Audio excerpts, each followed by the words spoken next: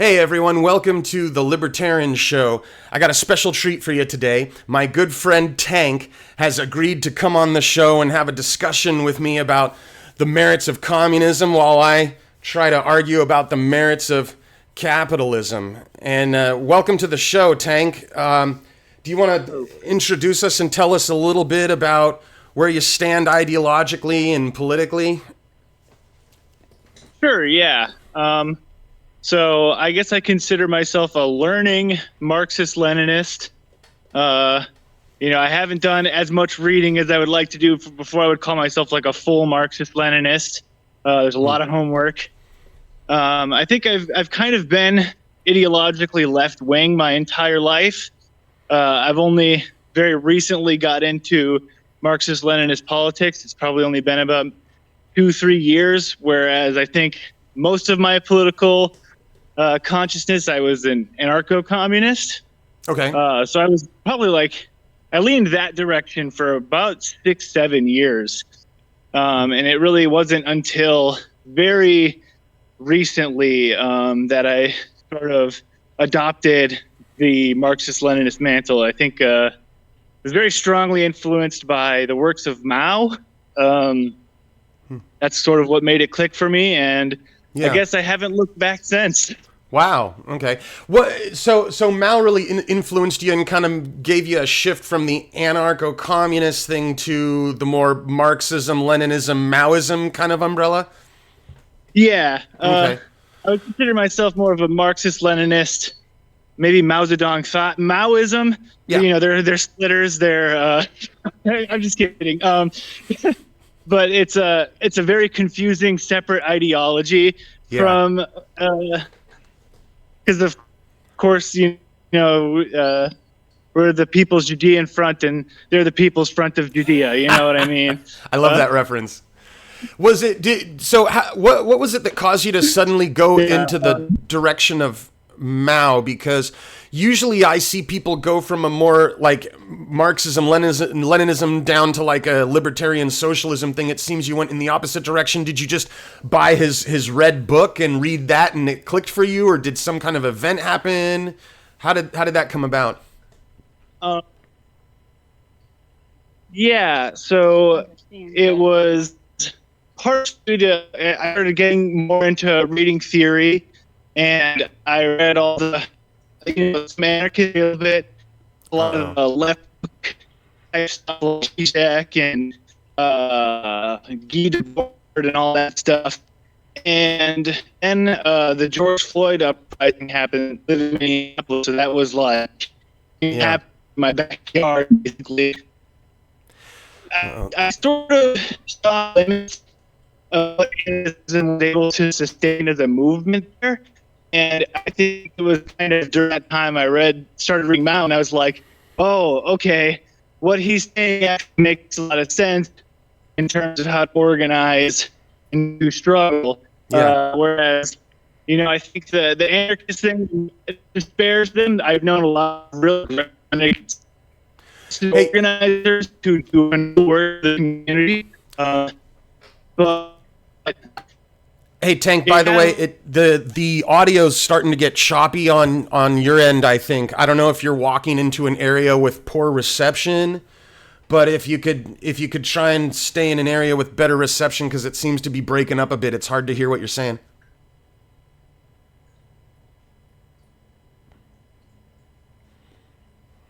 Now maybe? Hello. Okay, I think that's a little bit better. So yeah, you cut out for about 30 seconds or so. I heard you saying that the George Floyd protests kind of, woke you up in a certain way, and then you read you were reading some Mao, and that kind of clicked, and that was the last thing I heard. Oh yeah, I guess anarchists don't really like to impose structures. They're very. They don't really have a very structured way that they go about things. Yeah. And when it came down to it, and we could have really used some structural support, like a party organization or something. Yeah. We didn't have it, and I think it caused the movement to really die out without being as successful as it could have been. I see. Yeah. Actually, I guess I kind of actually agree with that a little bit. I can understand the logic from the ML standpoint of having to have some structure to the movement to make it really get moving, right? Yeah. Of course, me being an anarcho-capitalist, I feel like if you're going to have economic planning and democratic participation in the economy and all these things, and if you're going to try and shy away from competition and private property rights, that you would need a big like edifice of structure, politically and socially to get everyone organized in that particular way, right? Absolutely. Yeah, yeah. I found it. Okay, well, Jesus Christ, we're already agreeing a lot, and we're trying to debate here. So Tang, tell me this, man. What do you think about the whole? What I find fascinating about Mao is how he obviously did a lot of things to China and changed it in dramatic ways. But after he passed, after he died, you had the Gang of Four, and you had all these other politicos that got into power there, and they. Let me know if you don't agree with this, but it seems evident to me and most of the world that what they did was they ended up liberalizing China's economy. It was still under communist control, but they moved a little bit away from economic planning and integrated more competition and market participation and a little bit more leniency on private property rights. And then and that was in the 70s, you fast forward to today. Yeah. And now they have a stock market. They have Fortune 500 companies. There's a lot of billionaires in China. People are driving around in Lamborghinis, China's a big success story, but I would like to assign credit to that to economic liberalization rather than economic planning, man. What do you think? What do you think when you look at China today versus how it was when Mao was in charge? Yeah, I am cautiously pessimistic towards modern China. Mm-hmm. Obviously, they have a lot of elements that, if we look at it from like a Leninist perspective, mm-hmm. you could argue that they're becoming in their own type of imperialist power. They clearly have monopoly capital. They're clearly investing that in foreign countries. And if we look at, how Lenin defined an imperialist nation, it's that they have the monopoly capital, and it's that they invested in foreign countries. And so right now, it does appear that they're doing a lot of good in the countries that they're investing in. Yeah. They are offering a competing hegemony to, the U.S. bloc and the World Bank and stuff like that. So it's not an entirely negative development, but also I don't see how you could argue in good faith that it isn't capitalist restoration. Yeah. Well, at least you're an honest fella. Capitalist restoration.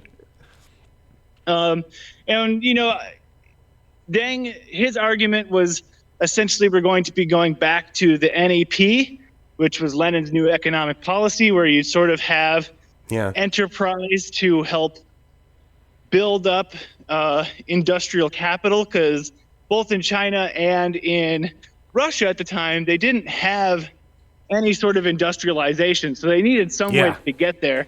And up until that time, the only way anyone had ever conceived of getting there is through the free market. So it was sort of, I guess, Stalin and Mao that tried to build a system that industrialized outside of, normal market forces and applications. But sorry, I'm breathing a little heavy. I just walked up a pretty steep hill.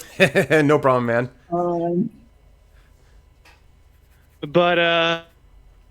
So when Deng came in, I think you could make an argument that he was essentially doing the NP, but the party does not seem very interested in reining any of that type of capital in. If they are, I haven't seen it.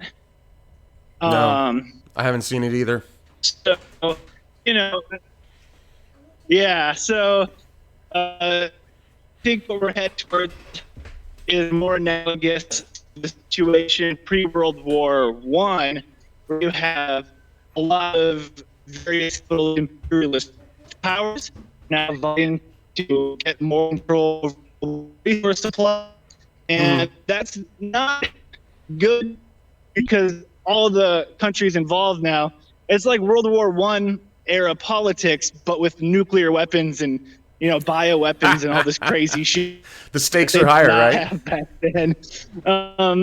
So the stakes are a lot higher, and I think considering capitalism is probably at its most integrated in terms of world economy, there is no real competition capitalist world order.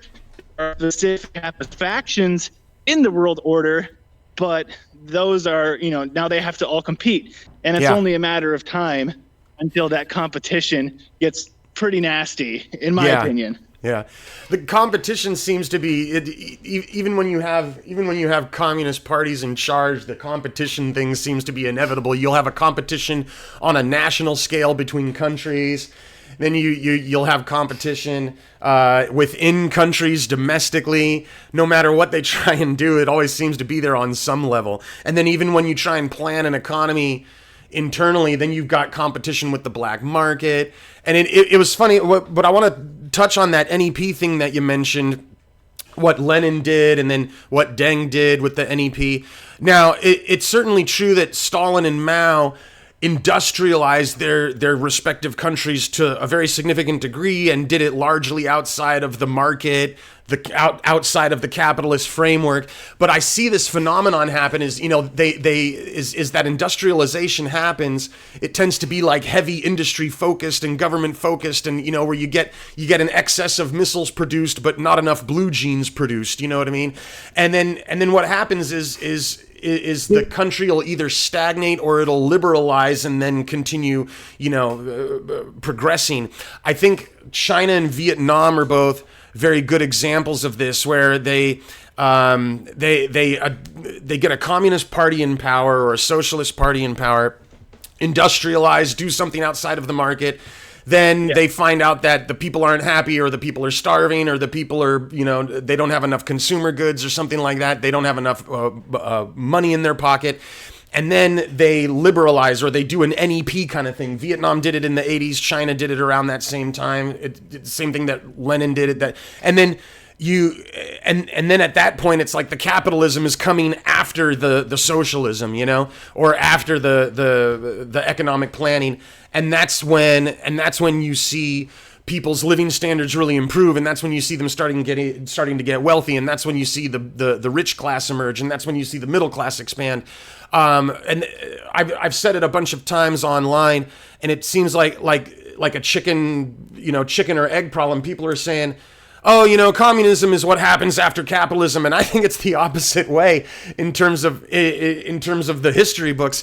It seems that they try to do communism and then they give up and then move on to capitalism. And I think that when that happens, that's when you see the real prosperity come to the people. I don't know if China's ever going to turn away from this NEP thing. It seems to me that they're going to keep letting the capitalism intensify in their economy rather than let the communism blossom in the economy. Yeah.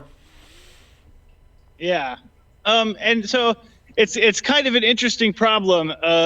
If we go back historically to some of Marx's own arguments, he always thought that you had to have a pretty industrialized country to make socialism work. And I agree. I think there does need to be a high level of development and industrialization for socialism to work. I think he got that correct. A lot of the countries where they had successful Marxist-Leninist revolutions, they were very poor. They were basically agrarian peasant societies for the most part. And so, obviously any way that you can go towards industrialization when you're a poor third world country, you're going to take it.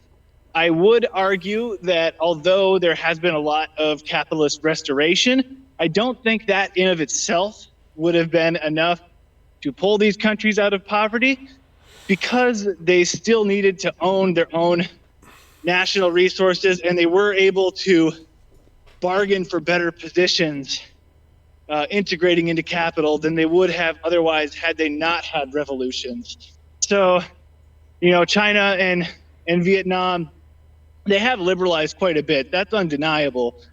But would they have been able to get the same growth in standards for their people out of it had they, not first had a Marxist-Leninist revolution, because the world is littered with deeply impoverished capitalist countries, right? Yeah. So, and most of them have not gotten wealthier just because they've implemented more or less free market measures.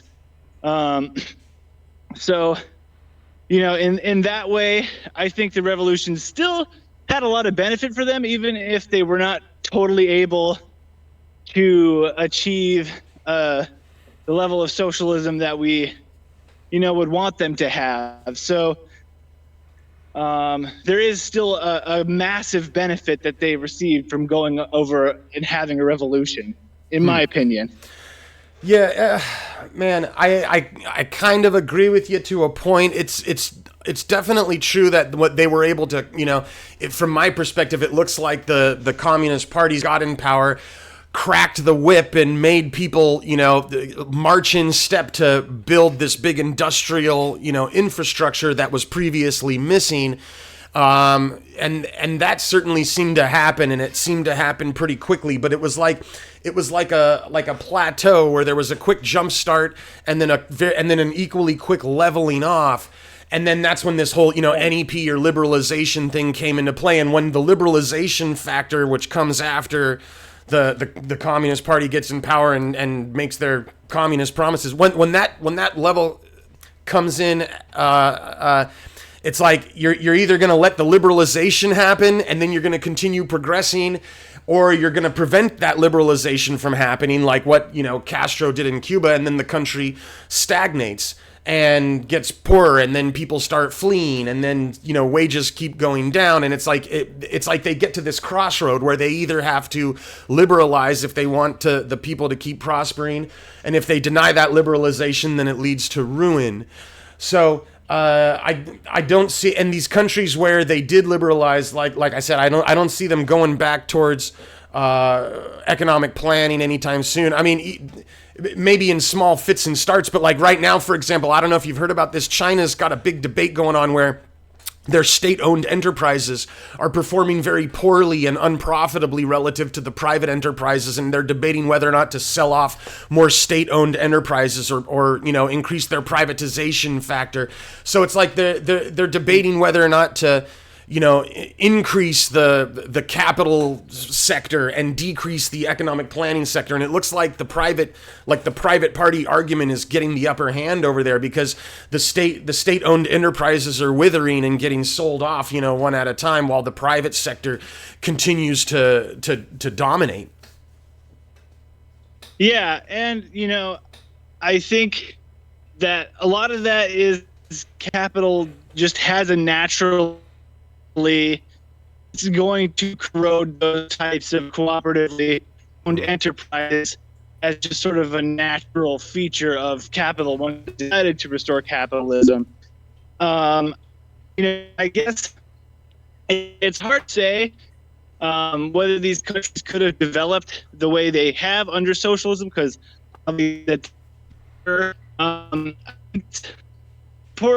to note that these revolutions, from the Russian Revolution, like Mendex, and the Chinese Revolution, had variations that the leader of one that wanted to restore right away.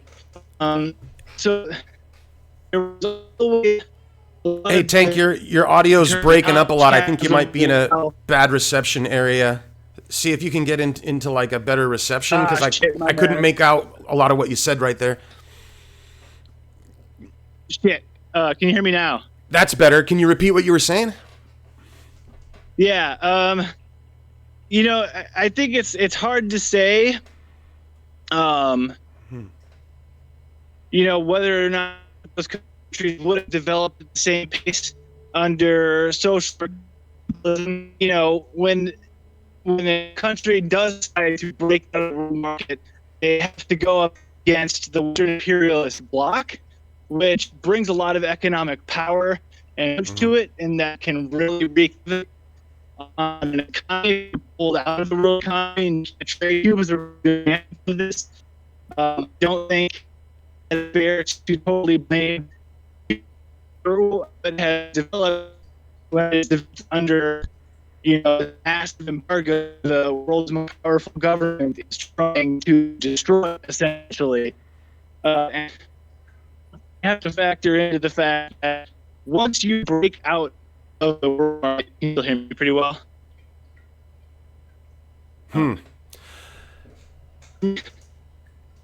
I think your audio's breaking up again. You might be in an area with bad reception. All right. Here, I'll start walking back. That's embarrassing. Sorry. Yeah, walk back in the direction where you have better reception, because it's getting hard again to hear what you're saying, buddy. Okay. You can ask out if you want to. Can you still hear me okay? Okay. So, I can hear you fine. Okay. Do you hear me now pretty well? Yeah, it's coming in and out. I heard some of what you last said, but not everything. Well, let me ask you this: what do you think about the countries where they have a socialist revolution and then they don't liberalize, and then they end up having a lot of stagnation and a lot of people flee? And I'm thinking mainly like about Cuba and Venezuela, which they've had massive outflows of people lately, and they have shortages of everything, and they keep denying people the ability to have private enterprise, and you can see their trajectory just go in a completely opposite direction from the countries that did do the NEP. And I mean, it seems evident to me that if Cuba were to maybe at least adopt Vietnam's or China's kind of economic policy, that it would benefit them a lot, and their refusal to do that has caused a lot of suffering for their people. Yeah, I think in regards to... So Cuba and Venezuela actually have very different political systems. Yeah. Cuba is more of like a classic Marxist state, whereas Venezuela is really not all that different from Norway or Sweden or any of these countries. They tried to do a much more democratic socialist. There wasn't any revolutionary activity, as far as I know, when it changed over. So with regards to Cuba and Venezuela, the thing that has most broadly affected them is the sanctions that were placed on them. And these sanctions, it's not like they just cut the country out. It's economic warfare being applied to them to break people. And, a classic example of how devastating these can be is in Iraq in the 90s. We sanctioned their country, and I think roughly between 100,000 and 500,000 children starved to death under these sanctions in response to them nationalizing their oil and not opening up to the U.S. market. Yeah. And so we are willing to go that far with these sanctions. So, it can't be understated how these are designed to destroy countries that are small and unable to fight back against them. Yeah.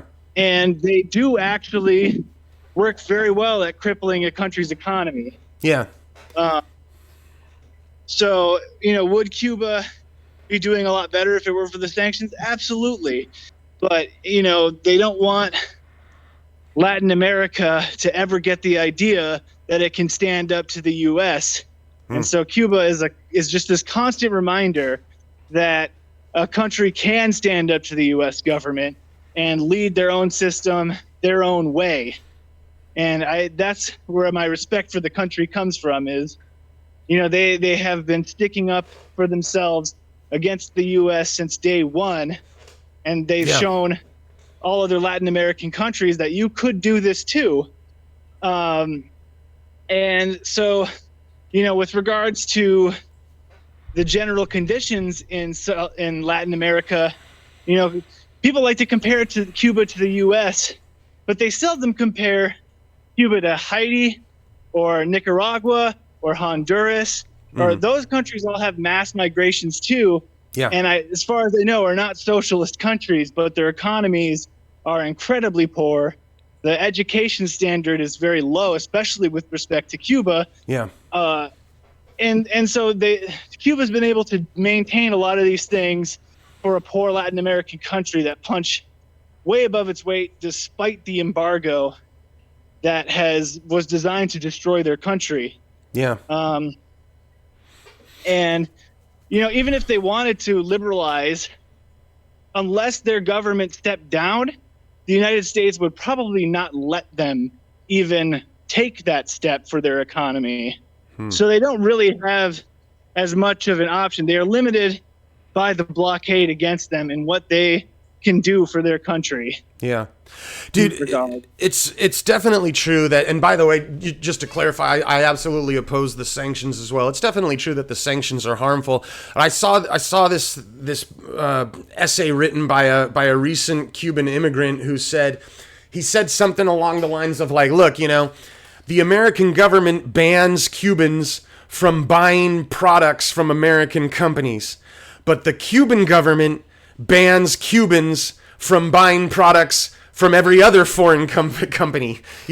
Like the American sanction. What he was trying to say was that the American sanctions are bad for Cuba because it blocks access from the people to American stuff, but it's the Communist Party of Cuba that makes it illegal for Cubans to, invest money or move or spend money with foreign countries or start up their own businesses and do joint ventures with foreigners and that kind of thing. Like you can't, in America, you're free to go online and buy wine from a wine cellar overseas in Europe, but in Cuba, the Communist Party of Cuba won't let you go online and buy that wine from a cellar in Europe. So it's like the worst blockade in Cuba is the economic planning from their Marxist ideology.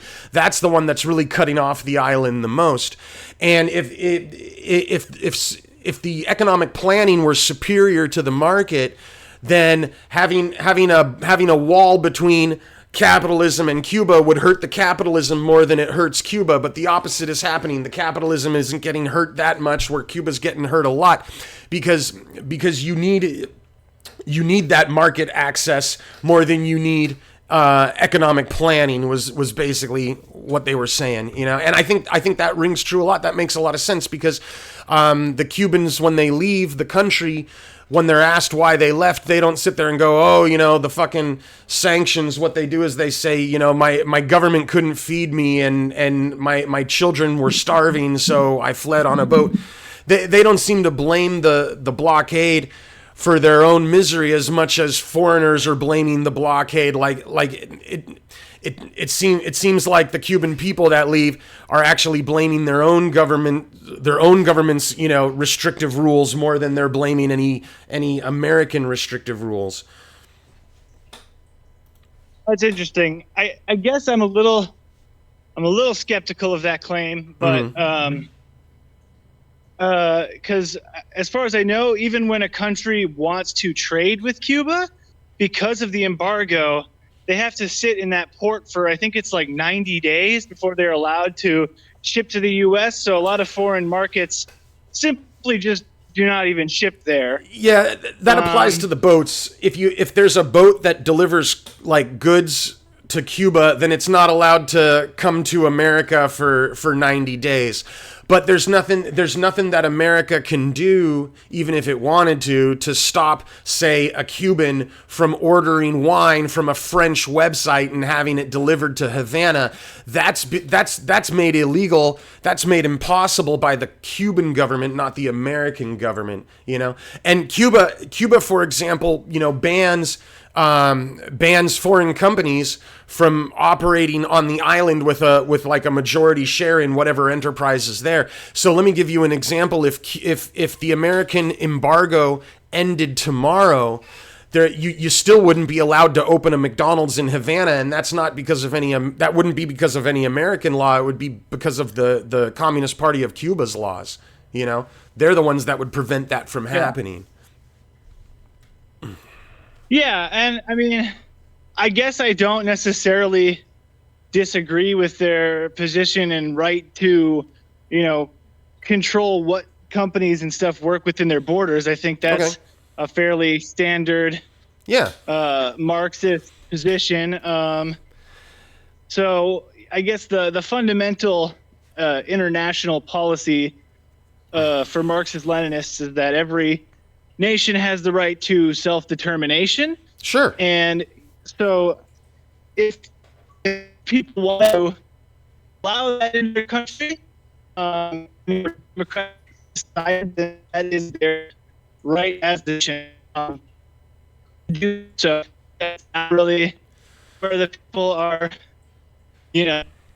what they want, and allowing foreign capital in for a country that's smaller can quickly lead to foreign domination of that country. So you do have to be very careful, because capital doesn't just come, set up shop, and run things like as peacefully as I think a lot of anarcho-capitalists want to believe it is. The imperialist powers, they go to those countries, dominate.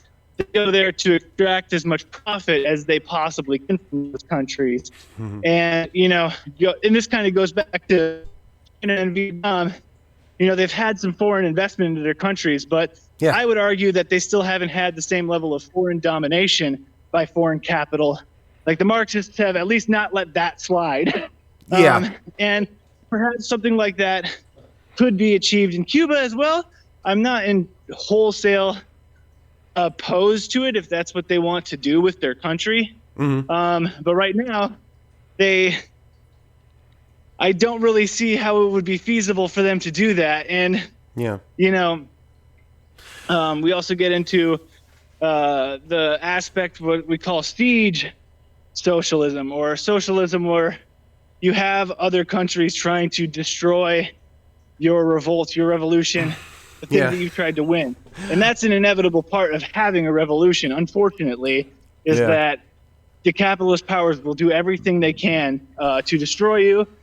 And what that has done to a lot of Marxist-Leninist parties, and this is a fair criticism of them, they have not easily been able to leave the mindset that the world wants them to destroy them, and it's not entirely unvindicated of them to believe that, right? Like that has been a real problem that they've had to fight back against. And they don't want their country ruined. They don't want their country to have capitalism happening within it, right? Is what you're saying?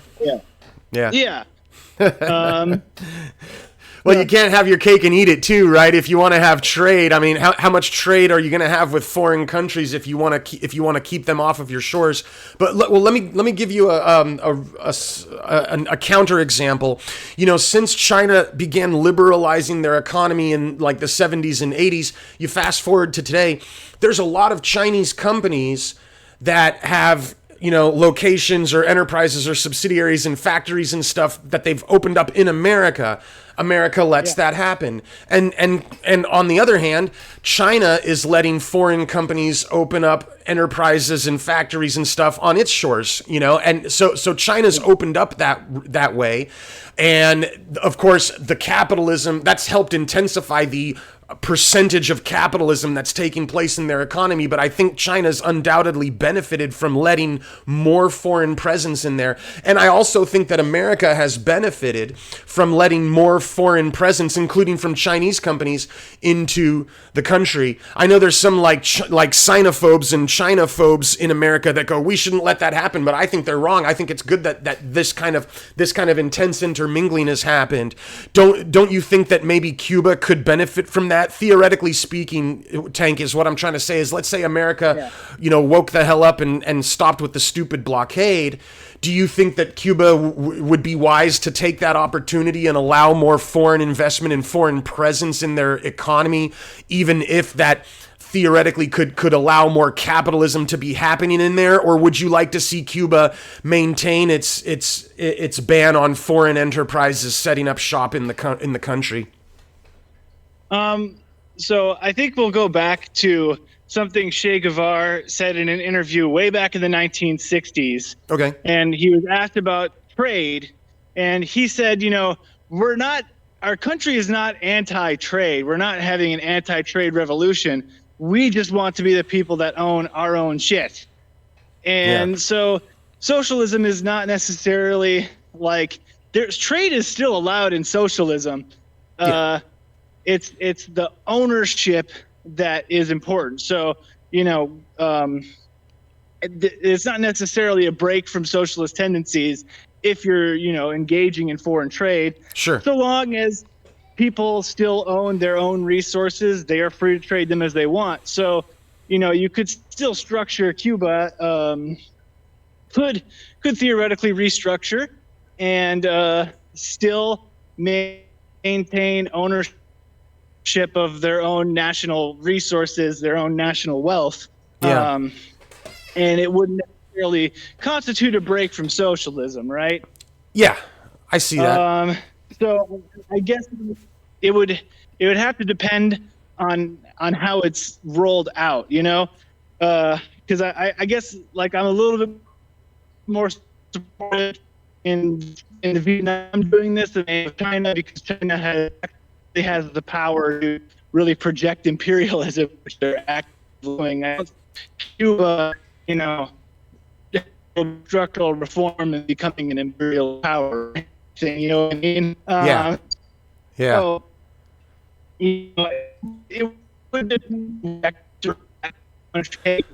the audio's, just a heads up, the audio's breaking up again. I don't know if you're in a bad reception area again or what, but I just missed the last few seconds of what you were saying. Sorry, can you hear me now? Yeah, now I can. Go ahead. Could you repeat what you just said? Yeah. So it's well within their right if they want to do that. Yeah. I would maintain that so long as they are able to maintain national sovereignty and their own ownership of their resources, they're free to do with them what they want. That's the fundamental position of Marxism-Leninism, is that every nation every nation should have the right to self-determination and determine for itself how it wants to be governed unimpeded by other countries. The other countries should respect that. So I would respect Cuba's decision to do that. Yeah. Sure. Okay. I don't disagree with the idea that at least if you're going to have countries, then they should, on a national level, have that self-determination. It seems obvious to me, and I think to a large portion of the world, including a lot of people in places like China and Vietnam, that when you allow more foreign presence in your own country, you're going to benefit from it. I mean, like the average Joe is going to benefit from it, and that's why I think we're seeing China and Vietnam prosper more than other places that didn't allow that liberalization. Now, you mentioned that China's very powerful now, and that's very true. Of course, Cuba politically has always punched above its weight ever since the revolution. There's no denying that. But right now, China has a lot of economic influence across the world and that was allowed by the liberalization of their economy. If they stuck with the whole central economic planning thing that Mao had going on in the 50s and 60s, I don't think that China would be nearly as powerful and as important as it is. It's always been a big country. It's always been important, but I think the liberalization of their economy has definitely enhanced their power. The liberalization has allowed them to invest more in other countries and increase their cooperation with other countries. So that's why I think that the liberalization and allowing privatization, allowing foreign presence in your country, and having a presence in foreign countries as well, is like a really mutual beneficial thing, and it benefits the average Joe a lot more than if you're going to have like a protectionist policy. So of course, while Cuba has the right to be protectionist if they want to, I think it shoots them in the foot, and they're suffering because of it, whereas their counterparts that liberalized are benefiting, and Cuba's missing out on a lot of that opportunity. Yeah, it's tough to say, maybe they liberalize and things go better for them. Their standard of living improves.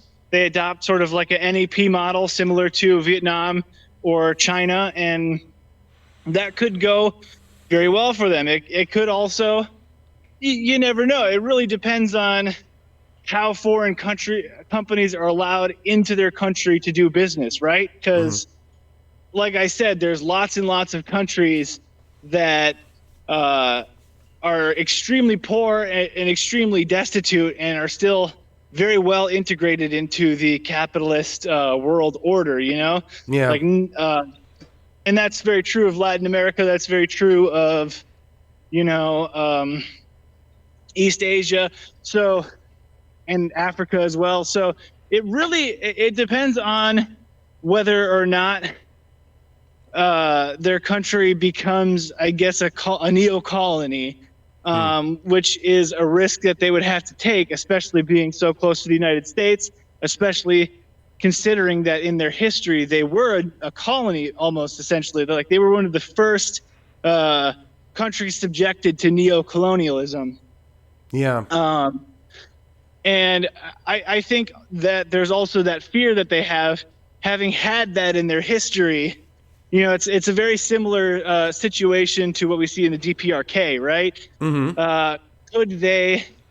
Would it possibly be beneficial for them to open up? I would argue that both of those countries, due to outside pressure, can't really open up even in the first place. Even if they wanted to, it would be a very difficult process for them.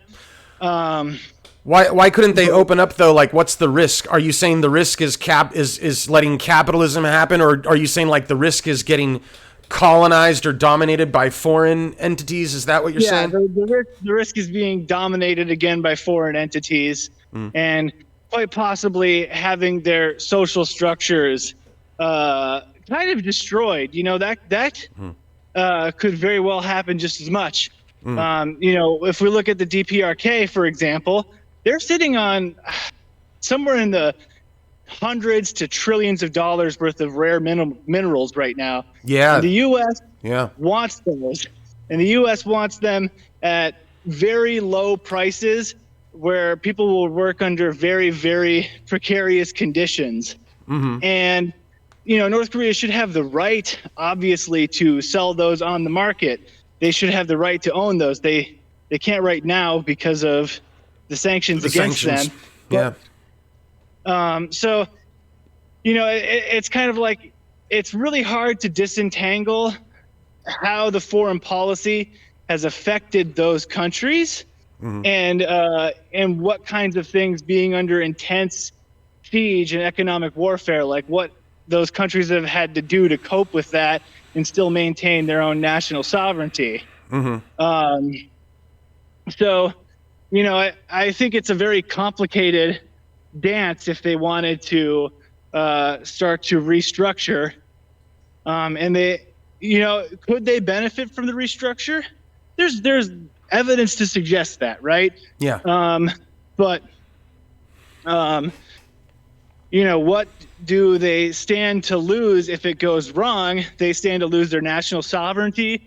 They stand to be neo-colonized.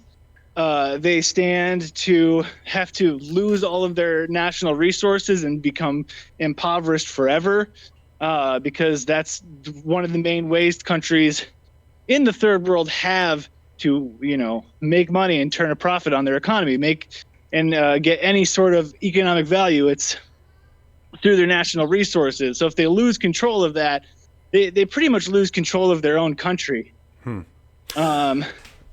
I see that. I can see like the fear that you're describing, where you say like if they don't have protectionist policies in place, if they don't keep a tight fist over their resources and their economy, then they risk being dominated by foreign capital, or they risk being colonized. But what I like to use as a counterexample to try and refute that is South Korea, because we know that all of Korea was colonized for a long time up to and through World War II, and then after the Korean War you had it split. Now South Korea went the other way. South Korea was open to foreign capital, to be colonized as you described, but I think South Korea's benefited quite a bit from that economic colonization. I'm using air quotes here because let me tell you this, like South Korea, they've done a lot to inject their presence into other countries too. It's a two-way street, right? You can buy Korean cars in America. K-pop is super popular. Like South Korean culture and products are everywhere around the world now, and they're an economic powerhouse. But they went both ways. You had to allow foreign companies to operate in South Korea, and then foreign companies allowed South Korean companies to have a presence in their countries as well. And now everyone knows what K-pop is, but no one listens to North Korean music. And everyone uses South Korean air conditioners and drives South Korean cars, but no one does that for the North Korean products, you know? So when you might be afraid of losing control, as it were, but I think when you lose control, what you're really doing is just letting the market happen, and then your average Joe, the common man, really benefits from that. Not only does the common man benefit from having access to these foreign companies, but they also benefit by having access to bring themselves into foreign countries and spread their influence. And that's exactly what South Korea did, and they prospered because of it.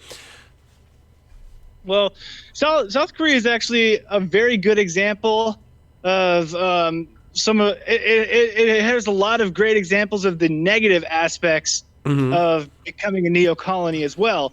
They have almost no labor rights in the country. So people, I think they just won the right to a 69-hour work week.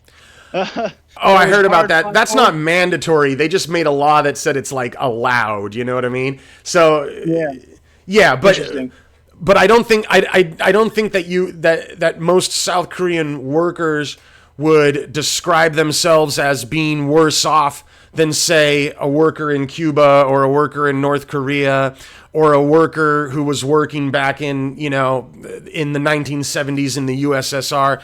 I think they're much better off than their socialist counterparts. You know what I mean? Well, let's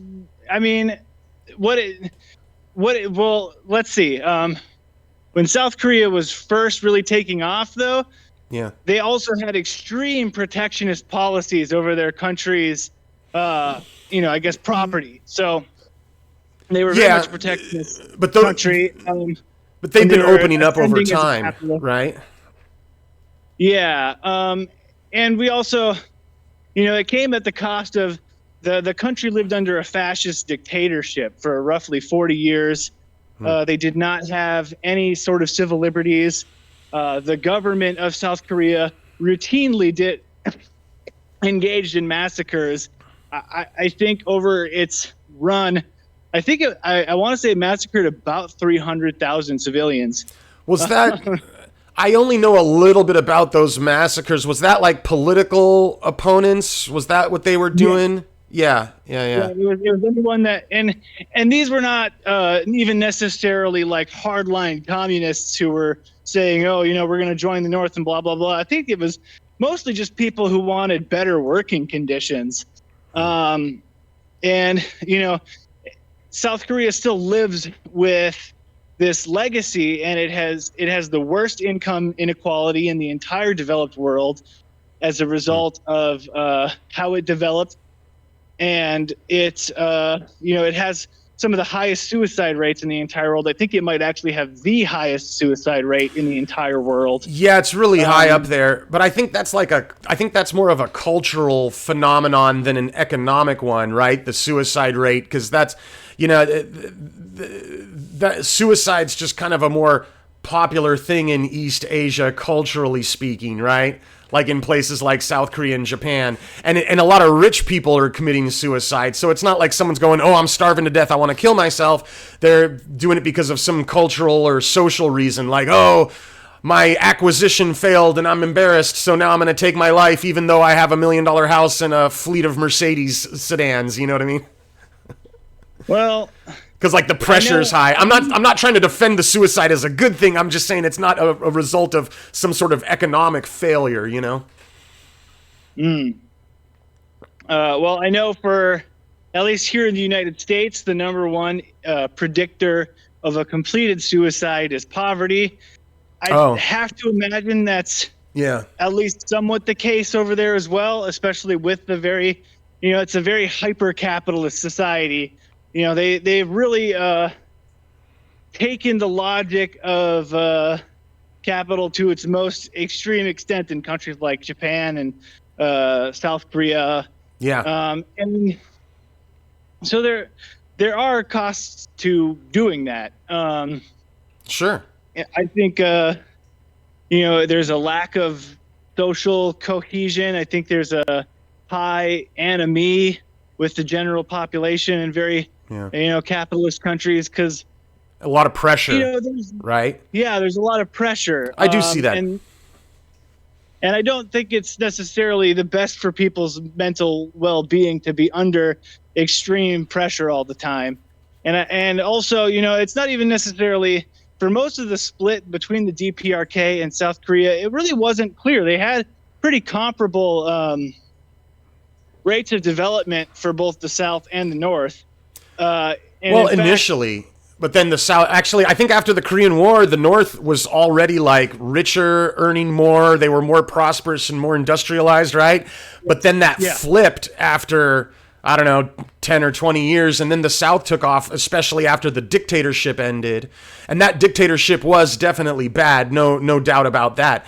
But I think both countries, were in a dictatorship condition, and when South Korea ended it, it took off economically relative to the North, and the North is still in a dictatorship position and still suffering as a result. Having that iron grip over the economy for fear of foreign influence is kind of an unjust fear. I think what history shows, because when you let go of that grip a little bit and you lose a little bit of control over your economy, counterintuitively, the good things start happening. Good things in terms of the consumers and the workers having a higher quality of life, even if you you're going to have to take the trade-off. Oh my God, my citizens might listen to American music or whatever. That's just that's just the trade-off you're going to have to take if you want them to have more prosperity. That's why they South Korean drama. You go to jail if you get caught listening to Western music or watching Western TV shows in North Korea. That's how their fear of foreign influence manifests, and that's not good for the average Joe. I've always been a little bit skeptical of the claims that you go to jail for every minor infraction in North Korea. There's actually a really good video where they interview some defectors from the North to the South that ended up not, liking the South that much. It's called Loyal Citizens of Pyongyang in Seoul. And it just interviews some people that, no one denies the troubles of the arduous march, as it's called, or the Soviet Union collapsed. And, there was a famine, obviously. So these people left during that time period for the most part, I believe. Mm-hmm. But they had a very, very different experience from what you normally hear about people in North Korea. And they, part of the problem with defector testimony, for example, is most of it comes from people who are paid and they're incentivized to tell as dramatic a story as possible. Because, for example, they have a defector show in South Korea. They talk about this in Loyal Citizens of Pyongyang, where they make on average of $2,000 a day telling their story. But the story has to be good, and it has to top all the other stories to keep it interesting for South Koreans. It has to be more and more dramatic. So it's a paid performance, right? Yeah, and so a lot of what we hear about the country comes from testimonies where they have incentives to really embellish things quite a bit because there's a lot of money to be made in embellishing that story. So That's so funny. Yeah. I've heard of something like that. I don't deny that at all. And they are paid when they cross the border. I think the South Korean government has some kind of welfare program to help them get on their feet. But yeah, their stories are in demand, right? Like in a commercial sense. So it gets exploited commercially, and the more drama to your story, the more interesting it is, the more money you're going to make, the better your ratings and so on, right? Which is kind of funny. Talk about capitalism. But monetize anything. Yeah, and I've also heard that sometimes the North Korean defectors, especially if they come from Pyongyang, which is like the wealthiest city in North Korea, sometimes they don't enjoy South Korea all that much, and the South Koreans in South Korea, the Northerners have a reputation for being liars and thieves and stuff like that, and for being, kind of misbehaving socially, deviating from the social norms there. Like they're more likely to commit like petty crimes and stuff because they're used to doing workplace theft in the North and doing black market shit in the North to make ends meet, and they carry that with them culturally into the South where it causes problems. So but I think that's like a blow against the North Korean economic system when it creates people that live in that kind of way. They're not making the new socialist man. They're making beggars and thieves. And then when they go into the South, they discover that the South Korean culture is more evolved and more cohesive and relies less on subterfuge or less on theft and less on black market activity than the Northern culture does. And then you see that culture clash happen. But I think that culture clash is indicative of the superior culture and like economic culture and economic behavior that you get from people when they grow up in capitalism as opposed to when they grow up in an economically planned society. Again, it's really hard to say how North Korea would have developed if it weren't for the sanctions placed against it. Mm-hmm. So, that's like I said before, the example about Iraq, the sanctions are very extreme and very harsh, and they're designed to impoverish a country as much as possible. Mm-hmm. If they were able to actually engage in trade, if they were actually able to, join the world economy, things could be very different. And there are signs of it in the North right now. Mm-hmm. They do let people travel from the country to work abroad. There are lots of North Koreans working in China, for example, or working in Mongolia, Russia. Yeah. So there's no reason to believe that, in my opinion, that they want to be isolated to the degree that they are. It's a position that they are being forced into by Western imperialists. So the sanctions definitely limit their access to the global economy. I absolutely do see that. But if those sanctions are going to be dropped, and I'd like to see those sanctions get dropped, for the ending of the sanctions to be effective, it has to be a two-way street, really, where the economy in North Korea or whatever communist country we're talking about would in turn have to open up to some sort of degree. I'd like to use the word liberalize, right? But without opening up to more foreign involvement, more foreign influence, more of a foreign presence in your economy, then you're basically doing this protectionism thing that's like a self-imposed sanction, So you're gonna have for any ending of the sanctions to be effective, you have to open up yourself internally to that foreign presence, as well as rely on these foreign countries to allow you to engage with them, right? Yeah. Well, and I can almost guarantee you that if the option were on the table right now for Cuba and for the DPRK to end the sanctions and not be pariah states, they would almost certainly take it. So yeah, I don't think that the impetus is nearly as self-imposed as maybe you're making it out to be. I definitely think that they would like to trade with other countries. They have the resources. For example, North Korea has a large amount of mineral wealth. Yeah. They just want to own that wealth for themselves. And I don't see any problem with that.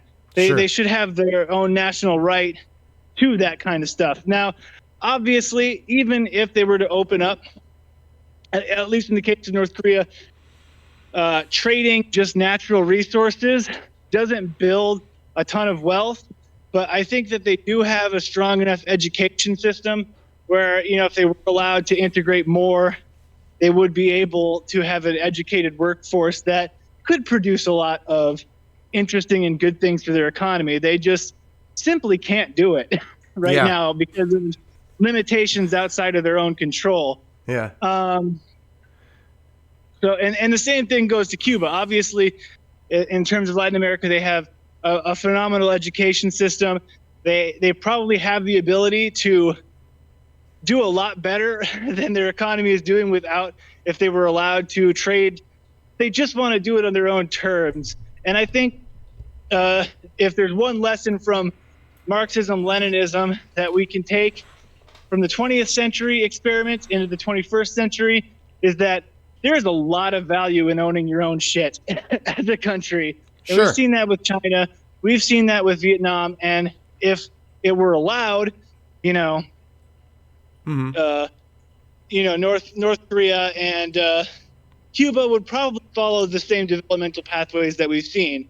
So I guess that brings into a broader problem of revisionism. So there's probably a lot of Marxist-Leninists out here screaming about me being a revisionist and a Dengist and blah, blah.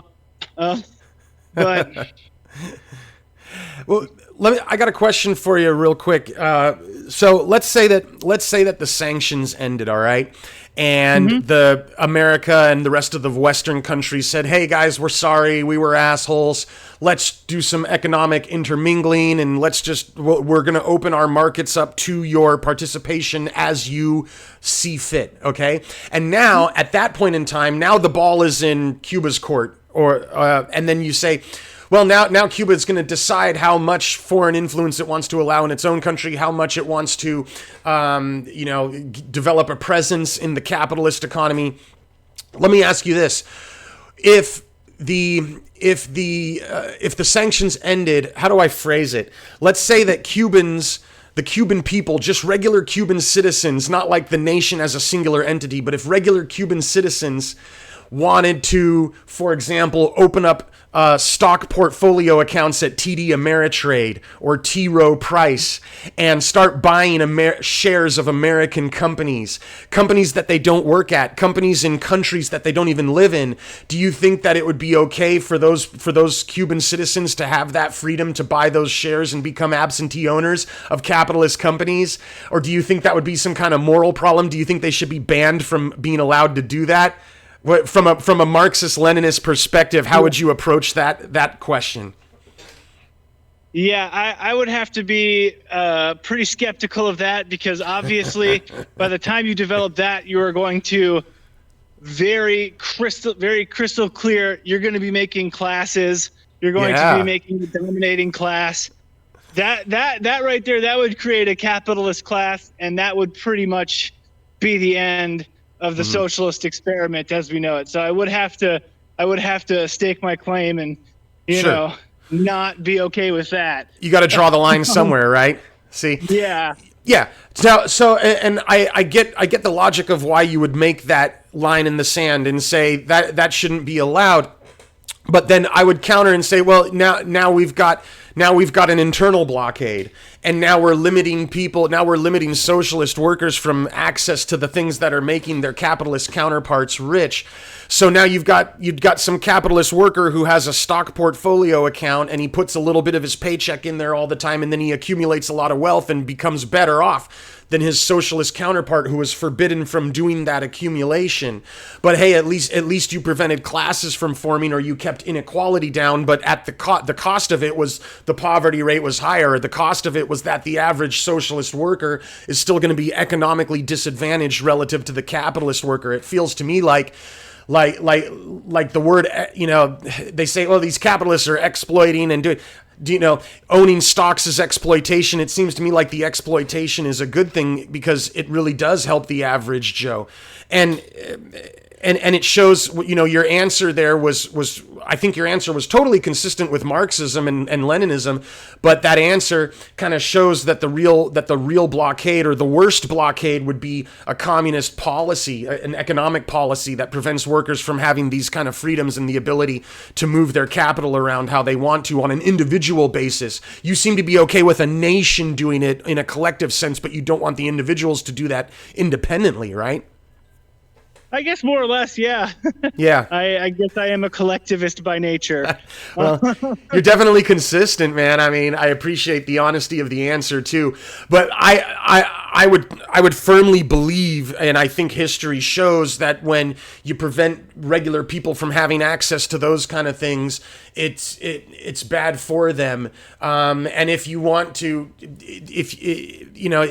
It seems like there's this ideological thing where you want to stick to the ideology, and even if the poverty goes up, so be it. It seems to be like an okay trade for you to allow this stagnation to happen, as long as the classes don't arise, or as long as the inequality is kept down. I think poverty is worse than inequality. I'd rather have a lot of inequality and a little bit of poverty than vice versa, Well, I think those are two inextricably linked concepts, right? The inequality leads to more poverty. I don't think you get one without the other. Well, they're definitely linked, but I would say the places that have more inequality, generally speaking, are places, and it's not always the case, man. There's always exceptions to this. They're definitely linked, but when you have more poverty, you usually have less inequality because everyone ends up being equally poor. And then when you have more prosperity and less poverty, it tends to be distributed not quite super evenly, and so you do see more stratification happen, which on the surface looks concerning, but the reality is that the average person in there is going to be is less likely to be living in poverty than he would be in the place where inequality was kept down artificially. Well, I think for this segment, we can kind of bring it now on to U.S. shores. Yeah. Because I think the current developments of the United States are kind of debunking that a little bit. How so? Our country is becoming increasingly unequal. We're reaching levels of wealth inequality that were analogous to like the Gilded Age. Mm-hmm. And we've also seen, a rise of a lot of mass phenomena that are associated with increased poverty. We have massive homelessness crisis in this country. Yeah. We have a massive income inequality crisis. Obviously, the wealthy are increasingly detached from, I guess, the ordinary average person living here in America. Yeah. And that has had a very deleterious effect on the average American's, ability to live. And further, even in as cucked as they are, the social democratic countries over in like Sweden, Norway, and whatever, they have a fairly high standard of living, even though they don't have as much income inequality as, say, the United States has. So we're sort of anomalous with even the Western world outside of our two neo-colonies, South Korea and Israel. They more accurately recapitulate the American form of capitalism, whereas a lot of other countries, they had their experimented social democracy, and it was the social democracy that really helped to build the middle class. Yeah. More so than the free market capitalism. But what a lot of people don't realize is those social democracies never would have gotten any traction whatsoever if it weren't for the USSR and their revolution. So, because otherwise there was no political pressure. The rulers don't give a single fuck. They're interested in keeping their power. And so at the time, social democracy, that's how they kept their power. That's how they kept worker uprisings out of the West. They said, no, we'll give you a few concessions. And, it did work. It worked. And we have since seen the collapse of that social democratic experiment here in the U.S. It completely collapsed. The ruling class is doing what they want, and I would argue that has not been great for a lot of Americans. I've seen that narrative a lot. I agree with the inequality aspect, but I disagree with the poverty aspect to that claim when it comes to the American economy, at least up until COVID, right? And this comes from like the Census Bureau, so maybe take it with a grain of salt, right? Why trust anything the government says? But according to the Census Bureau, poverty in America, at least right before the COVID pandemic, poverty had reached a record low. Now, it is true, like the homeless population is going up. There is like an extreme depth to the poverty, like a black hole in terms of how poor one can be here in America. But overall, the poverty level had been going down and reached like the lowest level ever recorded, and that correlated with the increase in inequality. And the country, the America's more popular than ever in terms of a destination for workers that don't have a lot of wealth accumulated, that are living in poverty in other countries. And they're very attracted to this system, and they come here, and they usually do make it, because when they come here, they're very motivated. And that motivation is able to be expressed economically, and they don't regret, most of the time they don't regret coming here, you know. So at least to me, what I see is the inequality is linked to the poverty, but in such a way that as the inequality goes up, the poverty goes down, not in lockstep, but it tends to correlate in that way. Yeah. I guess I'm just a little skeptical of that, especially coming in off the heels of like the 2008 financial collapse that recently happened. I think that threw a lot of people into poverty. I'm very skeptical about claims that we recovered from it. I certainly haven't seen a lot of people recover from it in my personal life, so that's mostly where this is coming from. You know, and you see a lot of the left behindness in a lot of American cities. You know, the Rust Belt collapsed. Huge major cities are collapsing, like Chicago, Detroit. And so you see these mass and rural and inner city poverty. I'd be very skeptical of people claiming that those haven't gotten worse since the 2008 crisis. Personally. Maybe in terms of like, there are certain constituents among the middle class that got better or seen themselves improve, maybe. But I think as a whole, I don't think the country, I've seen nothing anecdotally, admittedly, to support the thesis that we have really even recovered from 2008. There's been, and I can understand your skepticism if at least anecdotally you're not seeing it happen around you and in a local, dimension. But what actually has been happening, believe it or not, and of course, poverty did go up when the 2008 financial crash happened, but it wasn't long lived. It was a very short-lived increase in poverty. And actually, what's been happening, people were complaining that the middle class in America was shrinking. Okay, so they looked into the numbers, and what they found out was, well, yeah, the middle class is shrinking a little bit, but it's not because the poor class is getting bigger. No, the poor class is also getting smaller, and what's happening is the wealthier class is getting bigger. So the poor people are moving up into the middle class, and the middle class is moving up into the wealthy class.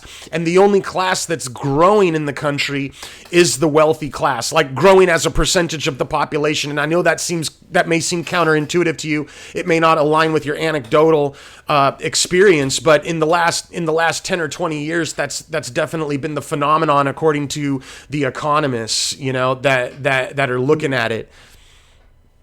I would want to see a source for that to verify that, because I have a very hard time believing that. But Maybe I'll put a link. Oh, I don't know. Maybe I'll put a link or something in the description when I put the video online. But yeah, man, there's been, of course, some leftist economists that have attacked that claim. You're not the only one to express skepticism. And one of the things is that some of the leftists have economists that attack it. They say, well, if you change the level of poverty from like $5 a day to $20 a day or whatever, we should. But what happens is no matter what level you assign poverty at in America, whether it's $5 a day, $10, $20 a day, the number of people in that threshold, the percentage of the population has been going down. I'll have to get you a link for it because I'll bet people watching this video too might be skeptical of my claims, so I'll have to probably give a link or something to back it up because I don't want to just be making unsupported assertions.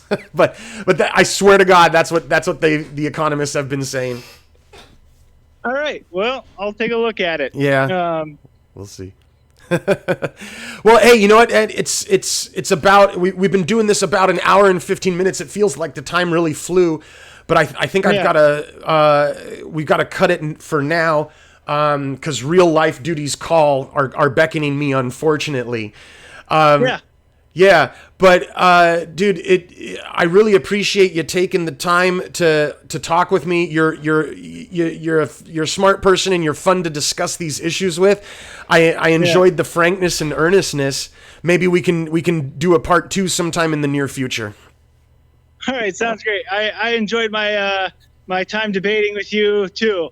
Yeah. And next come more prepared. Yeah, no, you did great, and it was cool to see the trees and the sunny skies in the background while you're on the phone, where I'm just sitting in front of a boring bookshelf in Turtle Tank. So that was a cool choice to do a walk. It's a fun way to have the debate. So, dude, yeah, and Tank, thanks again so much, man. I really appreciate you helping me, make content and put these videos up to share with everyone, because I know that you and I are both really passionate about these subjects, and I like raising awareness. I like raising awareness about both of these concepts, both the communism and the capitalism, so that people can think about these things too. Because these are important ideas that we're talking about, and it's fun to throw these ideas off each other. Yeah. Cool. Well, all right, man. Thanks again. I'm going to be posting this one up online soon. And thanks everyone who watched the video. I hope you guys had fun hearing us yap for an hour and 20 minutes. I'll be seeing you online again soon, Tank, I'm sure. Sounds great. Awesome. Here we go.